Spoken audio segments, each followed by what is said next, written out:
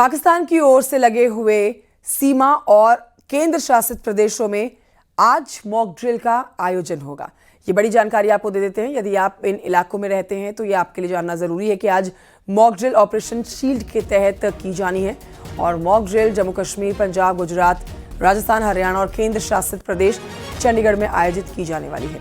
Operation shield के तहत होने वाली मॉक ड्रिल का मकसद सीमावर्ती राज्यों में आपात स्थिति से निपटने की तैयारियों की जांच करना है। इस मॉक ड्रिल में एनडीआरएफ, सिविल डिफेंस, स्थानीय पुलिस, स्वास्थ्य विभाग और अन्य आपातकालीन एजेंसियां शामिल होंगी। पहले ये मॉक ड्रिल 29 मई को होना था, लेकिन इसे स्थगित कर दिया गया था। अब इसे आज किया जाएगा।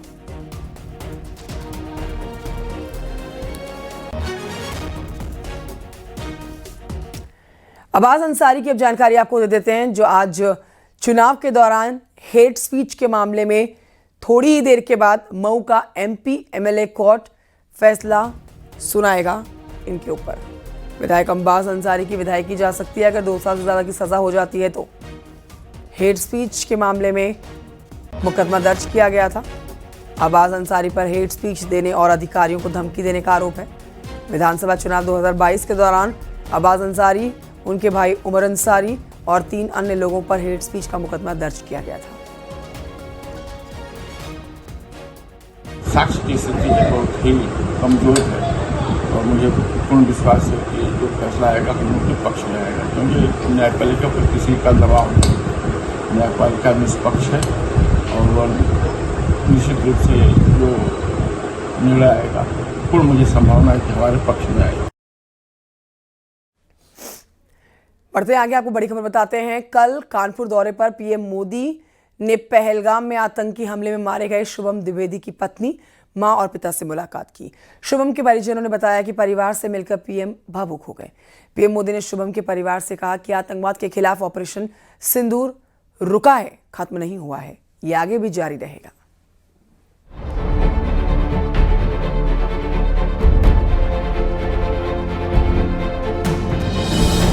पीएम मोदी जब कानपुर पहुंचे तब उन्होंने एयरपोर्ट पर ही पहलगाम आतंकी हमले में मारे गए यूपी के शुभम द्विवेदी की पत्नी ऐश्वर्या, मां सीता और साथी पिता संजय द्विवेदी से मुलाकात की। शुभम के परिजनों ने बताया कि शुभम के परिवार से मिलकर पीएम मोदी भावुक हो गए। ऐश्वर्या और शुभम के पिता की आंखों से आंसू निकल आए तो पीएम ने उन्हें ढांढस बंधाया। हमारे कानपुर के बेटे शुभम द्विवेदी ने भी इस बर्बरता का वो शिकार हुए। बेटी ऐश्वर्या की वो पीड़ा, वो कष्ट और भीतर का आक्रोश हम सब महसूस कर सकते हैं। आतंकी हमले में मारे गए शुभम की पत्नी ऐश्वर्या ने बताया कि प्रधानमंत्री मोदी ने परिवार से कहा कि ये लड़ाई यहाँ खत्म नहीं हुई है। तो हम लोगों से बहुत दुखी थे, इस घटना से ही बहुत दुखी थे। हमने उनसे मिलते ही सबसे पहले बोला कि थैंक यू, आप जो आप कर रहे हैं इसे पूरा आतंकवाद के खिलाफ। तो उसमें उन्होंने बोला कि ये अभी शुरुआत है, हम और भी बहुत करेंगे। इसके अलावा उन्होंने बहुत ज़्यादा दुखी थे हम सबसे, पूरे पापा से, मम्मी से, मुझसे, हम तीनों से ही उन्होंने बोला कि आप लोगों ने जो खोया है वो बहुत बड़ी चीज़ है और मैं सिर्फ आप लोगों का दुख बांट सकता हूँ। शुभम के पिता का कहना है कि पीएम मोदी ने एक संरक्षक के तौर पर उनसे बात की।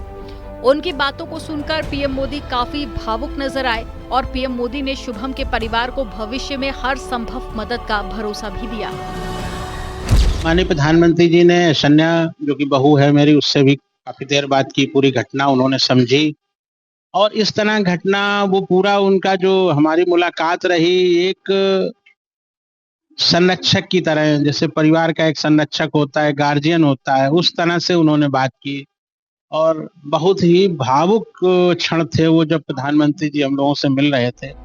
शुभम के परिवार ने बताया कि पीएम मोदी के सामने उन्होंने अपनी सारी बात रखी। वहीं पीएम मोदी ने भी भरोसा दिलाया कि वो दोबारा उनके परिवार से मिलेंगे।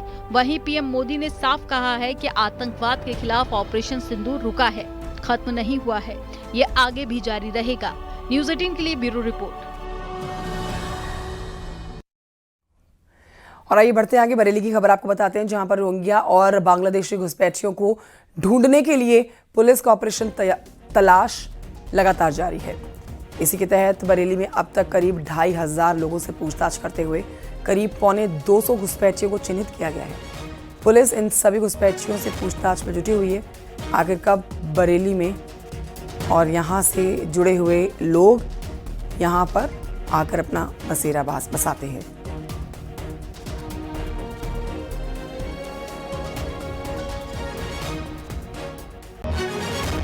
जितने भी लोग यहाँ पे इलीगली रह रहे हैं उनकी पहचान करी जा रही है और इसकी सूचना एकत्रित करी जा रही है और जैसे निर्देश प्राप्त होंगे उसके संबंध में कार्रवाई करी जाएगी। मैम, इससे पहले कभी कोई अभियान चला हो, कोई चीज़ सामने आई हो, या किस किस डॉक्यूमेंट्स का वेरिफिकेशन कराया जा रहा है? ये गोपनीय रूप से सारी कार्रवाई जो है वो अमल में लाई जा रही है और पुलिस के द्वारा इसकी जांच पड़ताल करी जा रही है।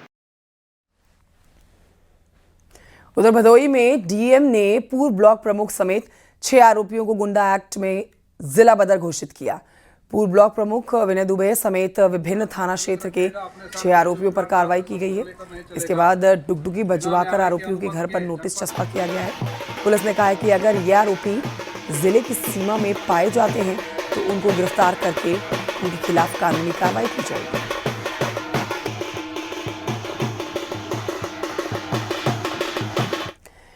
लखनऊ में पुलिस ने ARO पेपर लीक के आरोपी को गिरफ्तार किया है। एसटीएफ ने ठाकुरगंज से आरोपी अभिनंदन को पकड़ा है और उसके ऊपर 11 फरवरी 2024 को आयोजित परीक्षा को पेपर लीक करने का आरोप है।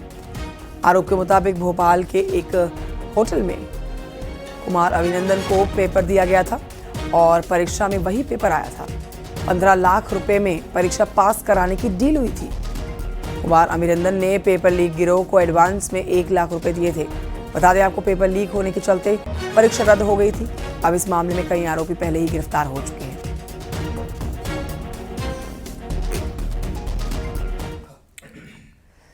पीलीभीत पुलिस ने गैंगस्टर एक्ट में फरार 25,000 के इनामी को दिल्ली से गिरफ्तार किया।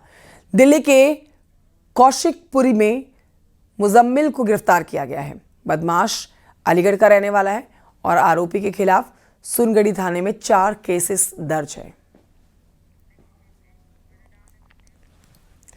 और ये बढ़ते हैं आगे। हाथरस की खबर आपको बताते हैं, जहां पर पुलिस ने अवैध रूप से चल रहे होटल पर छापेमारी की और 4 लोगों को गिरफ्तार किया। हिरासत में लिए गए लोगों से पूछताछ की जा रही है। इससे पहले एसडीएम ने कस्बा सादाबाद में एक ही होटल को सील कर दिया था।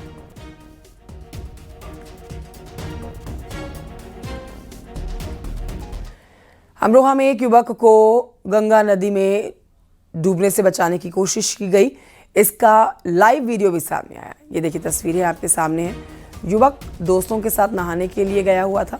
रील बनाने के चक्कर में नदी में छलांग लगा देता है और देखते ही देखते गहरे पानी में जाने लगता है और डूबने लगता है। और जानकारी मिल रही है कि ये शख्स डूब गया है।